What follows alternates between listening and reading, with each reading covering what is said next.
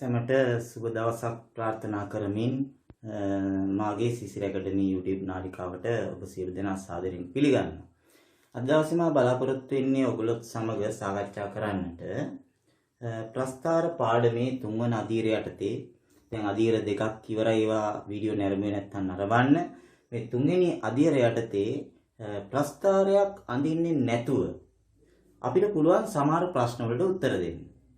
ප්‍රස්ථාරයක් අඳින්නේ නැතුව වර්ගජ ශ්‍රිතයක් අඳින්නේ නැතුව ඒ සඳහා මම ඔයගොල්ලන්ට කියලා දෙනවා ආකෘති වර්ග දෙකක් ගැන. මේ ආකෘති වර්ග දෙක කොච්චරක් කියලා වැදගත්ද කියනවා නම් ඔයගොල්ලන්ගේ ප්‍රස්ථාර ගානේ අවසාන ප්‍රශ්න කිහිපයට උත්තර දෙන්න. ඒ කියන්නේ ලකුණු 10 සම්පූර්ණ කරන්න මේ ආකෘති දෙක නැතුව බෑ. ඒකින්ද හොඳ අවධානයෙන් ඔයගොල්ලෝ අහුම්කන් දීලා මේක තේරුම් අරගෙන මේ ටික ඉගෙන ගන්න. මොකද මම දැන් ප්‍රස්ථාර 4 වෙනි අධීරයට කරන්න හදන්නේ ප්‍රස්ථාර ගණන්නේ. එතකොට මට කිසි ගැටලුවක් නැතුව ඇඟට පතට අමාරුවක් නැතුව ඔයගොල්ලන්ටත් ඒ ගණන් ටික හදාගන්න පුළුවන්. මේ ආකෘති දෙක අනිවාර්යෙන් ඉගෙන ගන්න ඕනේ. මේ බලන්න පළවෙනි ආකෘතිය යටතේ මම ඔයගොල්ලන්ට කියලා දෙන්නේ y සමානයි x ධන a වල වර්ගය ධන b වගේ ආකෘතියක් ගැන. ඒ කියන්නේ මෙතන වරහණක් ඇතුලේ වර්ගයක් තියෙන්න ඕනේ. වරහණක වර්ගයක් තියෙනවා, නියත පදයක් තියෙනවා. මේ a තියෙන තැන ඉලක්කම, b තියෙන තැනත් ඉලක්කම. මේ වගේ ගානක්. y සමානයි x ඍණ 2 වර්ගය ඍණ 3. එතකොට ළමයි අපිට මේක අඳින්නේ නැතුව අපිට පුළුවන් නිරීක්ෂණය කරලා මේක මේ බලන්න හොඳට මේ වරහණ වර්ග කරාම එන්නේ ධන x වර්ගයක් නේද? ඒ x ඍණ 2 වර්ග කරාම එන්නේ අර පද තුනක් එනවානේ. පද තුනේ පළවෙනි පදේ x වර්ගයනේ එන්නේ ධන x වර්ගය. එහෙනම් වර්ග පදේ ලක්ෂණ ධන නම් මේක මොන වක්‍රයක්ද? අපිට තීරණය කරන්න පුළුවන් මේක වර්ග පදේ ලක්ෂණ ධන නම් අවම වක්‍රයක් කියලා. හරිද? අවම වක්‍රයක්. එහෙනම් මේ ප්‍රස්ථාරයට අවම වක්‍රයක් නම් තියෙන්නේ අවමාගයක්. හරිද? අවමාගයක්. එතකොට මේ ආකෘතියට අනුව තියෙනවා නම් මේ තියෙන්නේ කෙලින්ම අවමාගය. මෙතන තියෙන්නේ අවමාගය. නියත පදේ අවමාගය. එහෙනම් අපිට කෙලින්ම එක ප්‍රශ්නයකට උත්තර දෙන්න පුළුවන් අවම අගය සමානයි ඍණ 3යි කියලා. හරිද? දැක්කද? මේ ආකෘතියට අනුව මෙතන තියෙන්නේ අවමාගය. ඊළඟට මේ වරහණක වර්ගයක් තියෙනවානේ. හරි බොහොම සිම්පල් කාරණයක්. ඉගෙන ගන්න තියෙන්නේ. මේ වරහණේ වර්ගයක් තියෙනවානේ. අන්න ඒකේ මේ වරහණ ඇතුලේ තියෙන කෑල්ල x ඍණ 2. මේ x ඍණ 2 කියන කෑල්ල කොටස සමාන කරන්න බිඳුවට. එතකොට මේ ඍණ 2 සමාන ලකුණෙන් අනිත් පැත්තට අරන් යවන්න අපි දන්නවනේ. ඒක ධන 2 වෙනවනේ. මේ අපිට ආවේ මොකද්ද? අපි මේ ප්‍රස්ථාරය ඇන්දොත් ඒකේ සමමිතික අක්ෂයේ සමීකරණය. මොකද්ද? මේ අපිට ආවේ සමමිතික අක්ෂයේ සමීකරණය. මොකද්ද? x සමානයි 2. එතකොට දැන් සාමාන්‍යයෙන් අපි වක්‍රයක් ඇන්දොත් මේ මොකක් හරි වක්‍රයක් ඇන්දොත් ඒ වක්‍රයේ මේ සමමිතික අක්ෂය මතනේ තියෙන්නේ පරිමාගය අවමාගය. එහෙනම් අපිට පුළුවන් දැන් මේක අවම වක්‍රයක් නම් අවම ලක්ෂයේ කණ්ඩාංකය ලියන්නත් පුළුවන්. මොකද්ද? අවම ලක්ෂයේ කණ්ඩාංකය. අවම ලක්ෂයේ කණ්ඩාංකය ලියන්නත් පුළුවන්. මොකද්ද කණ්ඩාංකය? අනිවාර්යෙන් ඒක මේ සමමිතික අක්ෂයේ මත තියෙන හින්දා x කණ්ඩාංකය වෙන්නේ 2. එතකොට මේකේ අවමාගය ඍණ 3 හින්දා y කණ්ඩාංකය වෙන්නේ ඍණ 3. එහෙනම් මේ අපි අඳින ප්‍රස්ථාරයේ අවම ලක්ෂයේ කණ්ඩාංකය වෙන්නේ 2 ඍණ 3. ඒතර දැන් මම මේකේ දල සටහනක් අඳිනවා. අපි දැන් මෙතනින් තීරණය කරා මොකද්ද? සමමිතික අක්ෂය x සමානයි 2 කියලා. මේ තියෙන්නේ සමමිතික අක්ෂය. මෙන්න සමමිතික අක්ෂය. එතකොට අවමාගය 2 ඍණ 3නේ. එහෙනම් 2 ඍණ 3 තමයි අවමාගය. අපි මේ කටු සටහන දල සටහනක් ඇන්දොත් අපේ වක්‍රය මෙන්න මෙතනින් හැරෙන මෙන්න මේ වගේ වක්‍රයක් තමයි අපිට ලැබෙන්නේ. මේ දල සටහනක් වුවම මේ සම්පූර්ණ කරන්න ඕනේ නැහැ මේවා කැපෙන්නේ කොහෙද කියලා. ඔය විදිහට දල සටහනක් අපිට අඳින්න පුළුවන්. සම්මිතික අක්ෂය, අවම ලක්ෂයේ කණ්ඩාංකය, අවමාගය, අවම වක්‍රයක් මේ සියලු කාරණා මේකෙන් අවබෝධ කරගන්න පුළුවන්. හොඳයි අපි මේ පළවෙනි ආකෘතියට තව ගානක් සාකච්ඡා කරනවා. y සමානයි මේ වරහාන x ධන දෙකේ වර්ගයට එළියෙන් තියෙනවා ඍණ ලකුණක් ධන 3. එතකොට දැන් බලන්න මේ ඍණ ලකුණ නැත්තම් වර්ගපදයේ ලකුණ ධනනේ එන්නේ. ඒතර මේක වර්ග කරාම එන පද 3 වර්ගපදයේ ධනනේ. විතර මේ එළියේ තියෙන ඍණ ලකුණෙන් ගුණ කළාම වර්ගපදයේ ලකුණ ඍණ වෙනවා. එහෙනම් වර්ගපදයේ ලකුණ ඍණ වෙන නිසා මේක මොන වක්‍රයක්ද? වර්ගපදයේ ලකුණ ඍණ නම් මොන වක්‍රයක්ද? මගේ ලබ් ගණක part 2 වලදී මම ඉගෙනුවා. part 1 part 2 වලදී වර්ගපදයේ ලකුණ ඍණ නම් මේක ඇවිල්ලා උපරිම වක්‍රයක් එන්නේ. හරි. එහෙනම් මෙතන මේ තියෙන්නේ මොනාගේද? මේ තියෙන්නේ ධන 3 කියන්නේ උපරිමගේ. පැහැදිලි? මේ ආකෘතියට අනුව ධන 3 කියන්නේ උපරිමගේ. ඉස්සෙල්ලා විදියටම මේ වරහන ඇතුලේ තියෙන x ධන දෙකනේ. මේ ඍණ ලකුණෙන් තීරණය කරන්නේ උපරිම වක්‍රයක් කියන එක. හොඳේ? මේ වරහන ඇතුලේ තියෙන එක තමයි සමාන කරන්නේ බිඳුවට. එතකොට x සමානයි ධන දෙක එහා පැත්තට ගියාම ඍණ දෙක වෙනවා. x සමානයි ඍණ දෙක කියන්නේ එතකොට මේකේ සමමිතික අක්ෂයේ සමීකරණය. මේකේ දල සටහනක් තමයි අර අඳින්න යන්නේ. එතකොට මේ සියලු කණ්ඩාංක ලකුණු කරන්නේ නැහැ අපි දල සටහනේදී අදාළ කණ්ඩාංක කීපයක් පමණයි. ඒතර සමමිතික අක්ෂය x සමානයි ඍණ දෙක කියලා කියන්නේ අපේ සමමිතික අක්ෂය මෙන්න මේක වෙන්න ඕන. හරිද? මේක එහෙනම් උපරිම අගය 3යි. එහෙනම් අනිවාර්යයෙන් මේ සමමිතික අක්ෂයේ මත තමයි මේ උපරිම අගය තියෙන්නේ. එහෙනම් උපරිම ලක්ෂයේ කණ්ඩාංකය උපරිම ලක්ෂයේ කණ්ඩාංකය වෙන්නේ x කණ්ඩාංකයේ ඍණ දෙක වෙනවා සමමිතික අක්ෂයේ මත තියෙන හින්දා නේද? ඍණ දෙකේ එතකොට උපරිම අගය 3 හින්දා y කණ්ඩාංකය 3 වෙනවා. ඍණ දෙකේ 3. එහෙනම් මෙන්න මේක තමයි උපරිම ලක්ෂයේ කණ්ඩාංකය ඍණ දෙකේ 3. ඒතර මේක උපරිම වක්‍රයක් ඉඳ මෙතනින් මේක ලස්සනට මේ විදිහට හැරෙනවා. හැරිලා මෙන්න මේ විදිහට අපේ වක්‍රය එනවා. ඒවා මේ x අක්ෂයේ කැපෙන තැන් ගැන අපි දෙවෙනි ආකෘතියේදී කතා කරමු හිමින් සැරේ. ඒතර ඔන්න පළවෙනි ආකෘතියට අනුව අපි මේ දෙවෙනි ගාන හැදුවේ.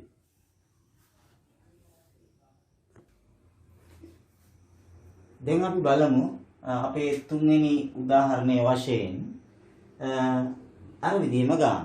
ඉස්සෙල්ලා ගානේ මෙතන ඍණ ලකුණක් තිබ්බා නේද? එහෙනම් ඒක ආවේ උපරිම වක්‍රයක්. ඒතර මේ කොටස වෙනස් වුන්නේ නැහැ. එහෙනම් ඇත්තටම මේක උපරිම වක්‍රයක් නම් මේ තියෙන්නේ 4 කියන්නේ උපරිම අගය. බලන්න කොච්චර මේක මතක තියාගන්න පහසුද කියලා. පොඩි කාරණයක් මතක තියාගන්න. ඉතින් ලකුණු බර ගන්නකට යන්න පුළුවන්. එහෙනම් අපි ඉස්සෙල්ලා කරා වගේ මේ වරහන ඇතුලේ තියෙන x ඍණ දෙක සමාන කරනවා බිඳුවට. දැන් වේගෙන් යනවා අපිනේ. මේ ඍණ දෙක එහා පැත්තට ගන්නවා x සමානයි 2 මෙන්න සමමිතික අක්ෂයේ සමීකරණය x සමානයි 2 උපරිම අගය 4.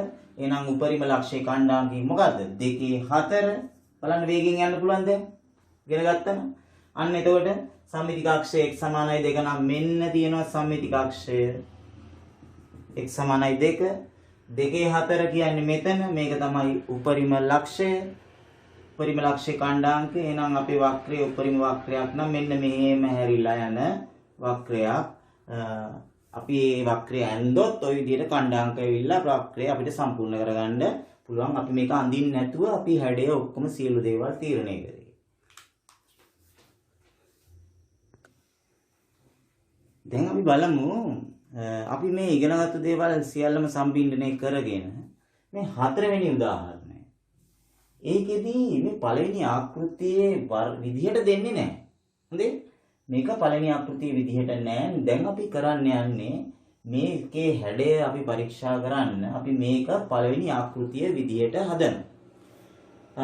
මා කලින් ඔයගලන්ට මතකද මම වීඩියෝ එකක් කරා අර වර්ග පූර්ණයෙන් වර්ගජ සමීකරණ විසඳීම කියන කේදී අර වර්ගජ ප්‍රකාශනය පරිපූර්ණ වර්ගයක් ලෙස ලිවීම කියන කොටස ඒක දන්නේ නැත්නම් වැඩිදුර අධ්‍යයනයට එම වීඩියෝ බලන්න වර්ගජ සමීකරණ කියන පාඩමේ අපි බලමු මතක් කරලා මේ අපි දැන් මේ විදිහට හදන්නයි යන්නේ.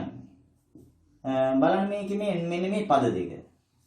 x වර්ගයේ ධන 6x කියන පද දෙක පරිපූර්ණ වර්ගයක් ලෙස ලිවීම සඳහා මේ මෙතනට පදයක් අපි එකතු කරනවා. හරිද? මේ ධන පහ මෙතන දැන් තියෙනවා. දැන් හැබැයි දැන් මේ පද තුන දැන් මෙතන තියෙනවා. මෙතන මම පදයක් එකතු කරොත් දැන් පදයක් වැඩි වෙනවානේ. ඒ අපි මෙතනට එකතු කරන පදේ මෙතනින් අපි අඩු කරලා දැම්මොත් එතන මේකයි ගැපිලා ගිහලා අර පද තුන ඉතුරු වෙනවා. ඒකයි දැන් කරන්න යන්නේ. මේක පරිපූර්ණ වර්ගයක් ලෙස ලියන්න මේ වරහන් ඇතුලේ තියෙන කොටස කීයද එකතු කරන්න. මතකද මේ පාඩමේදී මම බොහොම පැහැදිලිව කියලා දුන්නා. මතකද? මොකද කරන්න ඕන? මේ මැද පදයේ සංගුණකය 6 තියෙන්නේ. මේ මැද පදයේ සංගුණකය මේ මැද පදේ මේක සංගුණකය දෙකෙන් බෙදලා වර්ග කරන්න කිව්වා. මතකද? දැන් මතක් වුණානේ. මැද පදයේ සංගුණකය දෙකෙන් බෙදලා වර්ග කරන්න. කීයද 6 දෙකෙන් බෙදුවාම 3යි 3ේ වර්ගය අපි 9ක් එකතු කරනවා 9ක් අඩු කරනවා. හරිද? දැන් අපි බලමු මේ වරහන ඇතුලේ තියෙන කොටස දැන් අපි පරිපූර්ණ වර්ගයක් ලිවීම සඳහා සියල්ල සූදානම්. හරි?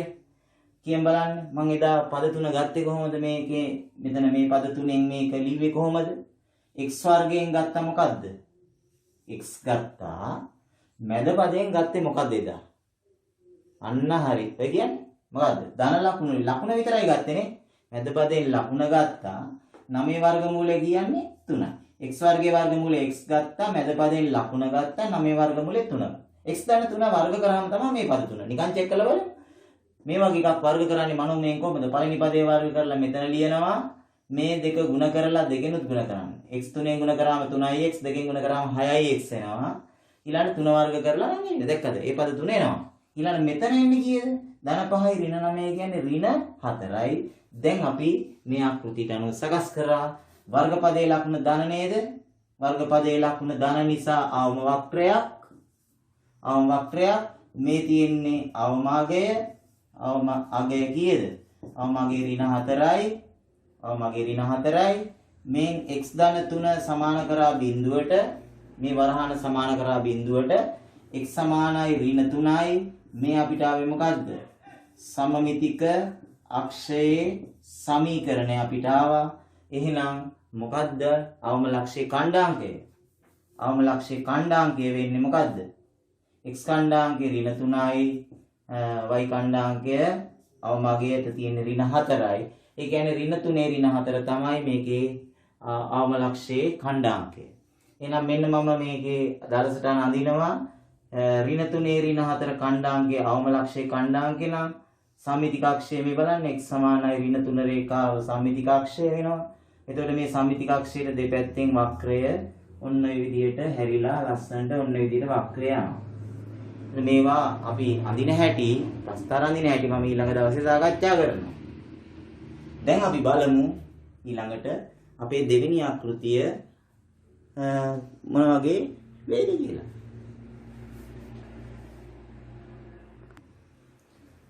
හොඳයි දැන් අපි බලමු අපිට ආකෘති දෙක ඉගෙන ගන්න තියෙන්නේ දෙවෙනි ආකෘතිය ගැන දලසටහන නැදීම් පිළිබඳව.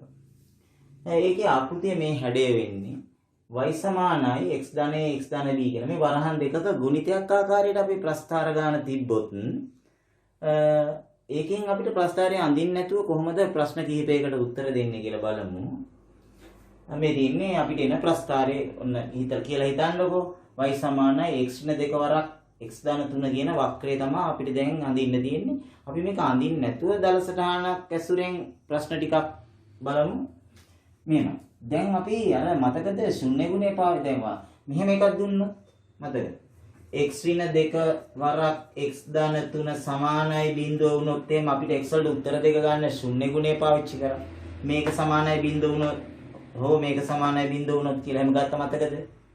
එහෙනම් බලන්න y සමානයි බිඳුව වුණොත් y වලට බිඳුව දැම්මොත් අන්න අරගෙන දෙන්නේ. y සමානයි බිඳුව විට x ඍණ 2 සමානයි බිඳුව වෙන්නත් පුළුවන් x ධන 3 සමානයි බිඳුව වෙන්නත් පුළුවන්.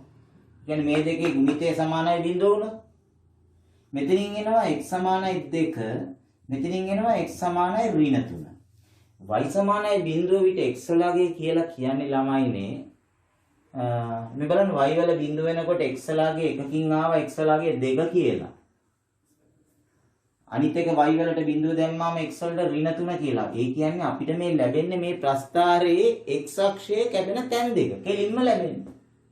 x එක තැනකදී කැපෙනවා x සමානයි 2ේදී අනිත් තැනදී x සමානයි ඍණ 3ේදී කැපෙනවා.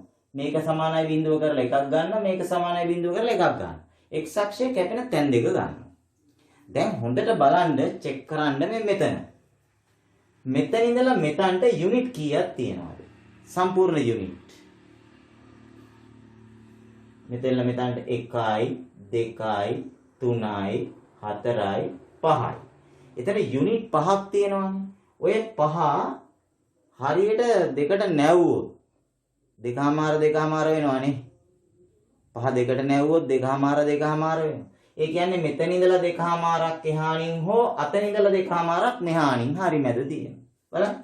මෙතන ඉඳලා දෙකමාරක් මෙහාණින් කියන්නේ 1යි 2යි දෙකමාර මේ මෙතන. මෙතන ඉඳලා දෙකමාරක් කියන්නේ 1යි 2යි දෙකමාර. ඒ කියන්නේ මෙන්න මේ දෙකම මෙන්න මෙතන තියෙන කීයද? හරියටම තියෙන ඍණ භාගෙනේ. ඍණ භාගෙ නේද? හරි මැද ඍණ භාගෙ නේද? එහෙනම් සම්මිතික අක්ෂයේ සමීකරණය x සමානයි ඍණ භාගයයි. බලන්නකෝ. සම්මිතික අක්ෂයේ සමීකරණය x සමානයි ඍණ භාගයයි. කැපෙන තැන් දෙක දන්නවා. එතකොට අපි දන්නවා සම්මිතික අක්ෂයක් දන්නවා. ඒ කියන්නේ මේ වක්‍රය මොකද්ද? උපරිම දාවමද? වර්ග මේ වරහන් දෙක ඉවත් කළාම x ධන x වර්ගයක් නේද එන්නේ. එන්නේ අවම වක්‍රයක්. ඒ කියන්නේ අපි මේක ඇන්දොත් මෙන්න මෙහෙම යන වක්‍රයක් තමයි එන්නේ. මෙන්න මෙහෙම. යන වක්‍රයක් ගිහිල්ලා මේ මෙහෙ තමයි මේ ඒ කියන්නේ මේ සම්මිතික අක්ෂයේ මතදී තමයි මේක හැරෙන්නේ. හරිද? මේ දලසටහනක් අඳින්නේ. අපි දැන් හැරෙන තැන හරියට දන්නවද? නැහැ. කාට හරි කියන්න පුළුවන්ද මේ හැරෙන තැන හොයාගන්න බැරිද හරියටම? පුළුවන්. ඇයි? කොහමද? x වලට ඍණ භාගය වෙනකොට y හෙව්වනම් හරිනේ. ඔයාලට අවශ්‍යම නම් මේ දලසටහනකින්ද අවශ්‍ය නැහැ හොඳේ. අවශ්‍යම නම් x වලට ඍණ භාගයක්. මෙතනට ඍණ භාගය දැම්මම ඍණ භාගයයි ඍණ 2යි කියන්නේ ඍණ 2මාරයි. ගුණ කිරීම ඍණ භාගයයි ධන 3යි කියන්නේ ධන 2මාරයි. ඔය විදිහට එතන බලන්න ඍණ 2මාර කියන්නේ 2.5යි. 2.5යි. එතන විදිහට මේ දෙක ගුණ කරාම අපිට උත්තරයක් ගන්න පුළුවන් ඍණ 6.25යි කියලා එනවා. 2.5 ගුණ කරාම 6.25යි. ඍණ 6.25 තමයි මේ මෙතන. එතකොට අන්න ඒ වගේ අපිට පුළුවනි හරියටම හැරෙන තැන හොයාගන්න. දලසටහනේදී අවශ්‍ය නැහැ. දලසටහනේදී මේ x අක්ෂයේ කැපෙන තැන් දෙකයි සම්මිතික අක්ෂයේ තිබ්බාම හොඳටම ඇති. අපි බලමු තව ගානක් සාකච්ඡා කරමු. දැන් අපි බලමු තව ගානක් සාකච්ඡා කරලා දෙවෙනි ආකෘතිය යටතේ y සමානයි ඍණ x ඍණ එකවරක් x ඍණ 4. එතකොට බලන්න ළමයි මේකේ ඍණ ලකුණක් නේද තියෙන්නේ. මේ ඍණ ලකුණ තියෙන හින්දා මේක උපරිම වක්‍රයක් වෙනවා. මොකද වර්ගපදයේ x ධන x වර්ගය ඍණින් ගුණ කළාම ඍණ x වර්ගය. උපරිම වක්‍රයක් වෙනවා. ඊළඟට ඉස්සෙල්ලා ගානේ වගේ x ඍණ 1 සමානයි බිඳුව x ඍණ 4 සමානයි බිඳුව කියලා ගත්තාම මෙතනින් එනවා x සමානයි 1ක් මෙතනින් එනවා x සමානයි ඍණ 4 යටතට ගියාම ධන 4. ඒ කියන්නේ අපිට මේ ප්‍රස්ථාරයේ y සමානයි බිඳුව විතරනේ මේ ශුන්‍ය ගුණය පාවිච්චි කරේ. y සමානයි බිඳුව විතරනේ. ඒ කියන්නේ මේ x අක්ෂයේ කැපෙන තැන් දෙක තමයි ආවේ. ඊට පස්සේ බලන්න 1 සහ 4 කැපුණා. මෙතන යුනිට් 1 ඉඳලා 2ට 3ට 4ට යුනිට් 3ක් තියෙනවා. ඒ තුනේ හරි මැද ගන්ත යුනිට් 3 දෙකට බෙදුවොත් එකමාර ගානනේ. මෙතන ඉඳලා එකමාරක් දුරින් එහෙම නැත්නම් මෙතන ඉඳලා එකමාරක් දුරින්. ඒ කියන්නේ මේ මෙතන මැද. ඒ කියන්නේ 2.5 නැත්නම් දෙකමාර. ඒ කියන්නේ අපේ සම්මිතික අක්ෂයේ සමීකරණය x සමානයි දෙකමාර. හරි? සම්මිතික අක්ෂයේ සමීකරණය x සමානයි දෙකමාර. එතකොට බලන්න මේක උපරිම වක්‍රයක් නම් මේක මෙහෙම ගිහිල්ලා මෙහෙම හැරෙන්න ඕනේ. අපිට හැරෙන දැන හරියටම ඕන නම් මෙතන y කීයද කියලා දෙකමාරේ කීයද කියලා හරියට මෙතන ඕන නම් උස අපිට පුළුවන් x වලට දෙකමාරක් මෙතනට ආදේශ කරලා අපිට පුළුවන් x වලට මේ තැන් දෙකටම දෙකමාර දාලා මේ y දලගේ හොයාගත්තොත් ඒක අවශ්‍ය නැහැ. අපිට තියෙනවානේ සම්මිතික අක්ෂයේ තියෙනවා කැපෙන තැන් දෙක x අක්ෂයේ කැපෙන තැන් දෙක තියෙනවා. ඒතර මේ දලාකෘතියක් අපිට ඇඳ ගන්න පුළුවන්. එහෙමනම් අද දවසේ මේ කතා කරපු ටික ඕගොල්ලන්ට අනිවාර්යෙන් ලකුණු ප්‍රස්ථාර ගානේ ලකුණු 10 සම්පූර්ණ කරගන්නට අනිවාර්යෙන් අති වැදගත් වෙනවා. මේ වීඩියෝ එක කීප වාරක් හරි බලලා මේක හරියට අවබෝධ කරගන්න. මම ඕගොල්ලන්ට ඊළඟ දවසේ අදියර 4 යටතේ ප්‍රස්ථාරවල ලකුණු 10ම ප්‍රස්ථාර ගානකට ගන්නේ කොහොමද කියන එක ගැන කතා කරනවා ඊළඟ දවසේදී. එහෙමනම් සියලු දෙනාටම සුබ දවසක් ප්‍රාර්ථනා කරමින් මම අද ඔයගොල්ලන්ගෙන් සමුගන්නවා.